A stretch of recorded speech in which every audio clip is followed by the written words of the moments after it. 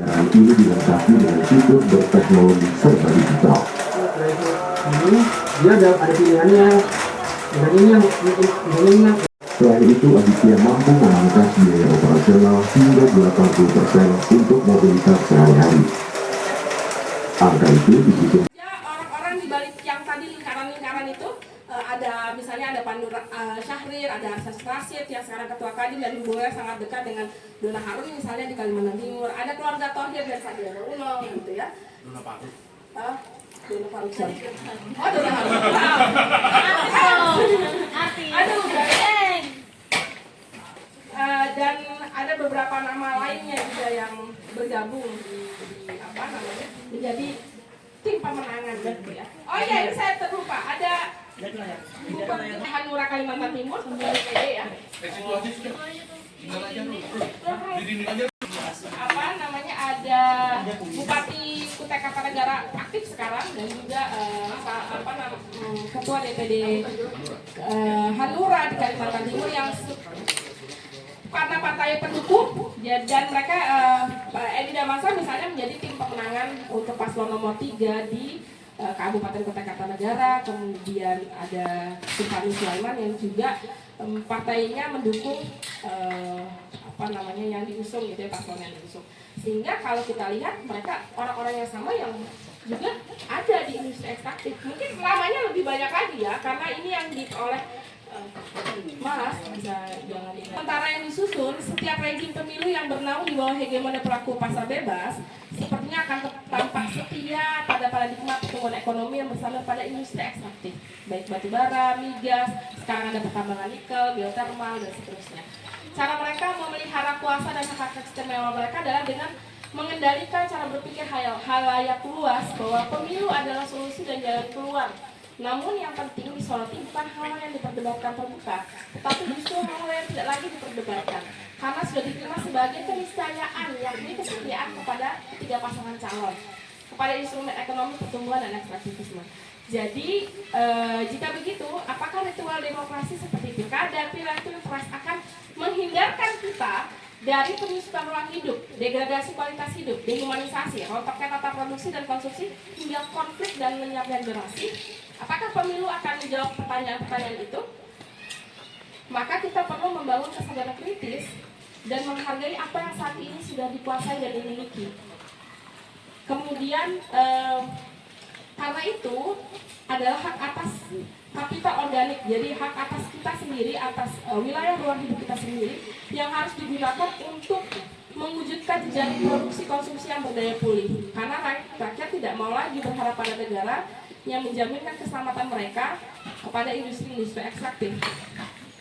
Mereka harus menentukan, kita harus menentukan apa yang selama ini apa yang harus kita pilih, apakah kita harus selamat atau lebih memilih menyingkir dari ruang hidup yang terus digerus gitu ya. Karena pemilu hanya akan kembali memberikan kesempatan untuk menumpuk tunggakan utang-utang sosial ekologis rezim penyelenggara negara yang tidak pernah kapan tahu kita itu akan dilunasi, bahkan ditumpuk dengan utang-utang yang baru lagi.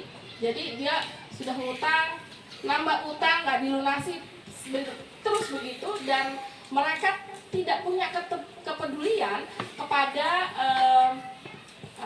kepada utang-utang atau janji-janji yang mereka sebutkan sebelumnya, sehingga mereka hanya fokus pada membodohi para calon pemilih dengan memberikan janji-janji manis yang terbukti kalau kita periksa visi dan misinya adalah janji-janji yang membangkrutkan.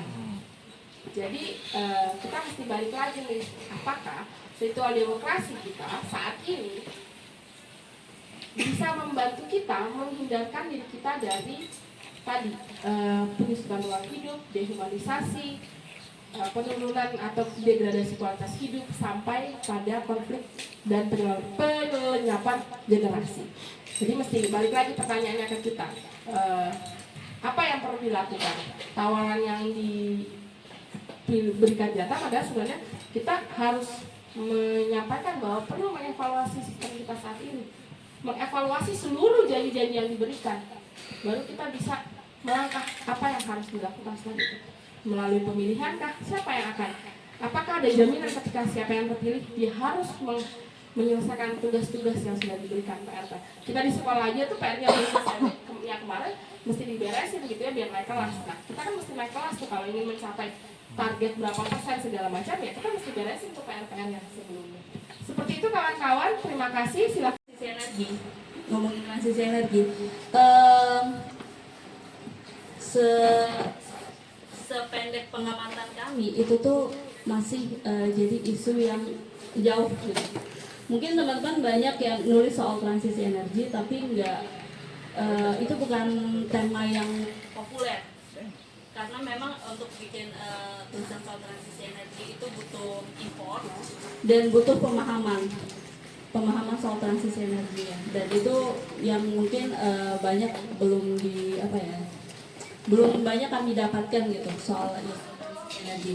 Misalnya ketika ngomong transisi energi kita ngomongin satu desa diterangi PLTS kita udah puas banget tuh. Padahal kalau ngomongin transisi energi kan seharusnya lebih masif, struktur sistematis gitu ya. Seperti itu. Nah, dan di Kaltim sendiri kan Aji kebetulan kami kemarin ada pelatihan dan teman-teman juga bisa mendapatkan grant untuk penulisan soal transisi energi. Tapi ternyata untuk mendapatkan isu-isu supaya mereka bisa menghasilkan berita yang bagus itu ternyata kepayahan. Karena kalau ngomongin transisi energi di Kaltim, semuanya itu mindsetnya adalah gimana jadi PLTS, gimana tenaga surya ini bisa bisa mengisi kekosongan ruang energi yang ada di Kaltim. Kan banyak desa yang belum kena listrik. Nah, kalau nggak salah bauran kita itu baru 13% ya. Bauran EBT itu, kalau nggak salah 13% itu masih jauh banget dari target yang susah banget juga bakalan disampaikan. Dan ngomongin soal transisi energi, berarti kalau sekarang kan kita ini baru-baru aja nikel itu ya termasuk ya. Kayak 2-3 tahun belakangan ya sih. Setahun deh, 2023. Kalau yang di Kaltim. Iya, yang di Kaltim ini sebelumnya kita tuh disibukkan dengan isu pertambangan. Sekarang ditambah lagi soal nikel. Nah, untung kalau bahan produk itu nggak berisiko ya. Walaupun dekat satu garis pantai.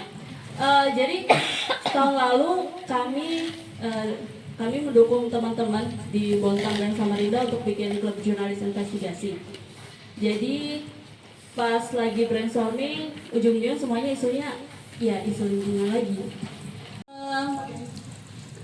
Jujur waktu bikin mau bikin tulisan itu kebingungan karena terlalu banyak informasi yang pengen dimasukkan gitu. Sementara kan kalau tulisan yang bagus itu kita harus fokus ya. Ini terlalu banyak nih, isu ketenaga kerjanya masuk, isu lingkungannya masuk, belum lagi isu-isu lainnya. Dan ternyata setelah beberapa waktu terbit, smelternya meledak. Meledak nggak sih itu namanya ya? Yang kebakaran atau meledak lah, pokoknya itu intinya itu. Dan ternyata isu-isu lingkungan ini di pemilu ini kalau dari pengamatan kami itu ternyata nggak banyak ternyata yang ngulik. Kalau misalnya teman-teman perhatikan pemberitaan kita kayak November, Desember, Januari, selain isu pusat, maksudnya isu capres yang banyak yang dilokalkan lah istilahnya, kita juga disibukkan dengan isu IKN.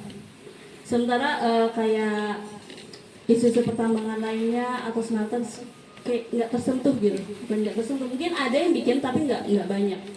Bahkan kalau kita ngomongin isu pemilu, berita politik di Kaltim juga kebanyakan ya memang politik sih.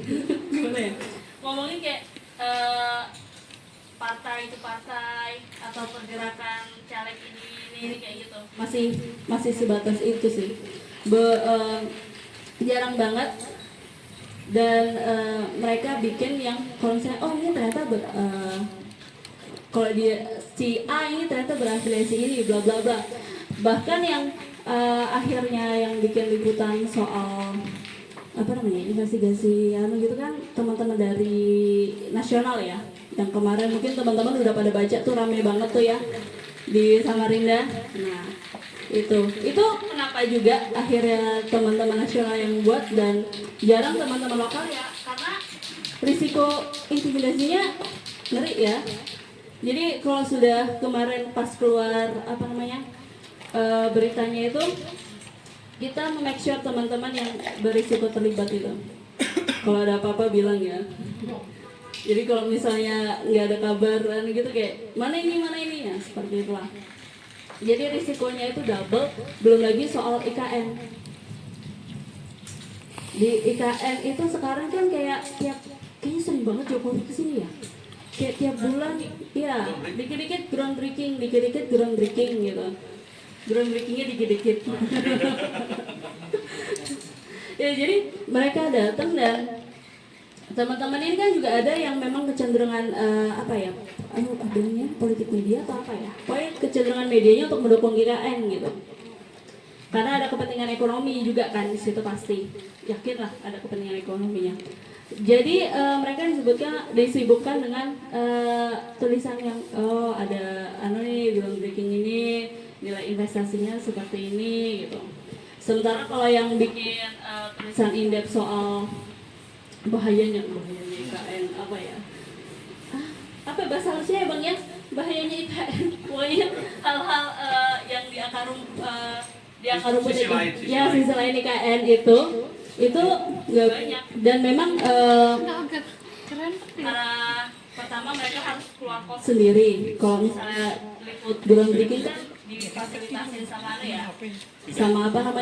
sama orang IKN-nya.